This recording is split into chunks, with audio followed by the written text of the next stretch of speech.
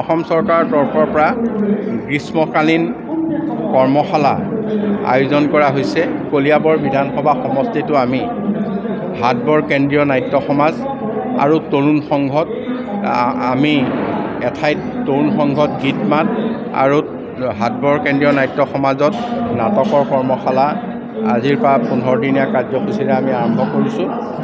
আৰু এই গোটেই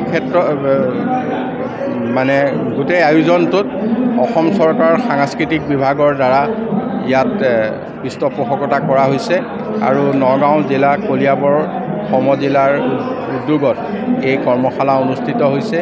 কলিয়াবৰৰ সাংস্কৃতিক জগতৰ সকলো লোকে ইয়াত জড়িত হৈছে আৰু নতুন প্ৰজন্মক আমি এই কৰ্মশালাৰ জৰিয়তে প্ৰশিক্ষণ দি আগুৱাই নিম বুলি ভাবিছোঁ।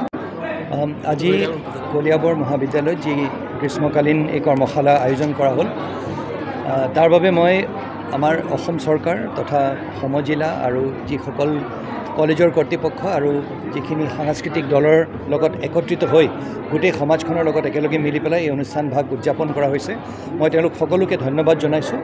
আৰু এষাৰ কথাই আমি ছাত্ৰ ছাত্ৰীসকলক ক'ব বিচাৰিছোঁ যে এই গ্ৰীষ্মকালীন যি কৰ্মশালাৰ জৰিয়তে অকল গীত মাত বা নাটক নহয়, এজন সুনাগৰিক হোৱাৰ তাত যিখিনি কথা লুকাই আছে আৰু প্ৰশিক্ষকসকলে তেওঁলোকক সামাজিক দিশটোত এটা নতুন ধৰণেৰে চাবলৈ তথা সমাজখনত এজন সুনাগৰিক হ'বলৈ যিখিনি কথা শিকাব সেইখিনিও যাতে তেওঁলোকে হৃদয়ংগম কৰে আৰু সেইখিনি হৃদয়ংগম কৰি যাতে তেওঁলোকে ভৱিষ্যতৰ সুনাগৰিক হ'বলৈ চেষ্টা কৰে।